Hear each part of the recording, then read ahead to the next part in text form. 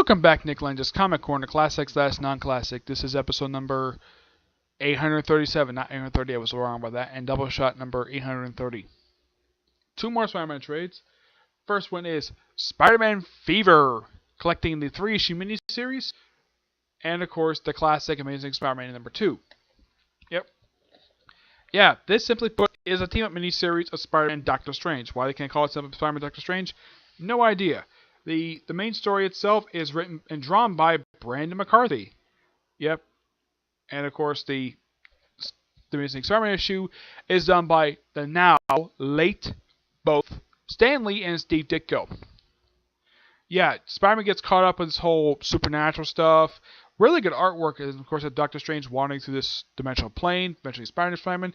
Heck, at the end of the miniseries, Spider-Man actually talks to him about the whole, the whole web thing, where that sign you use to make your magic, it's very similar to it's the same finger sign I used to shoot out web.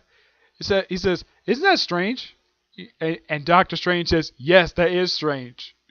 The only reason why Doctor Strange does that is because Steve Ditko drew both characters. He created both of them, so it makes perfect sense. Yeah, that's why people at Marvel love having Spider-Man and Doctor Strange team up a lot over the years, because people respect Steve Ditko. So they have two creators of Steve Ditko frequently team up over the years. Yeah, a lot of the time we have Doctor Strange show up when he's not in his own comic book. He pops up in Spider-Man comics a lot. In other comics, he very rarely shows up in. Like, he occasionally shows up in Avengers. He hardly ever shows up in Captain America. Mostly, he's just Spider-Man. Because they both have the same creator, Steve Ditko. Yeah. The Amazing Spider-Man number 2, it's an okay annual. It's just Spider-Man and Doctor Strange meeting for the first time, taking this character called Xanadu. And I think this is by far the only time this guy actually appears in Marvel Comics. I think he dies after this. It was the second annual drawn by Steve Ditko.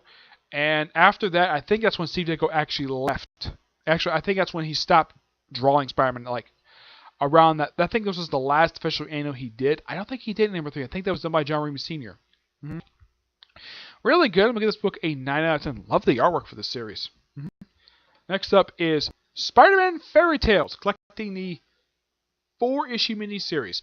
I should point out, though, this is actually one of 3 types of fairy tale miniseries that Marvel published.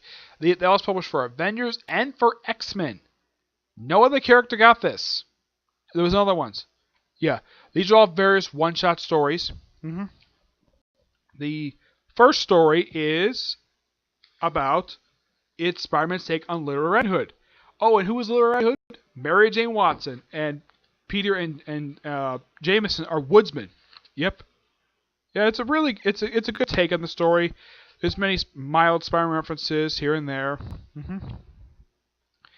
The second one is basically based on the African story Asante. Yeah, there's no like version of Mary Jane Watson. It's just basically just Asante. It's really what the story is. Yeah. It's an old African tale from what I've heard about Asante. The third one is a Japanese story. Yeah, where in this reality, Peter's uncle was actually killed by Venom. I'm not kidding. It was seriously killed by freaking Venom. Yeah, it's a pretty good, well-written story. And, yeah. It's a good Japanese horror story. That's basically what it is. The last one, believe it or not, is basically Spider-Man's take on Cinderella. In a way. Yeah. Those of you think about his artwork, you think it's done by Mike Diodato. It kind of is. He's the inker for the story. He doesn't draw it. It's actually done by somebody else. Yeah. Believe it or not, these artists, the one who does this one is actually... Now, the writer for all these stories is Marvel Editor-in-Chief C.B. Sebesky. Yep, the artwork for every single issue. The first one is done by Ricardo Torito. The second one is done by Nico Henrichhorn. Third, Ken Kabashi. The last one is co-written by Minnie Owens, and artwork is done by Nick Dogata. Mike Aldridge just does the inking, and of course, Laura Aldridge does the artwork, does the coloring. Yeah, basically, Spider-Man, they have it where Ben and Richard Parker they're fighting the Crusades with the Green Goblin, And Peter is basically, well, a peasant. And he's sort of a squire to Norman Osborn. And of course, Mary Jane's in the story as well. And there's even reminiscent of 616 stuff when you have Gwen Stacy, who is a princess in reality. At the end of the story, she's, well, killed by Norman Osborn. We have the Prince of Arcane who actually dances with Gwen Stacy. Really nice. Yeah. Eventually, Mary Jane finds out that he's actually the Prince of Arcane. They don't exactly, like, get together at the end. Yeah.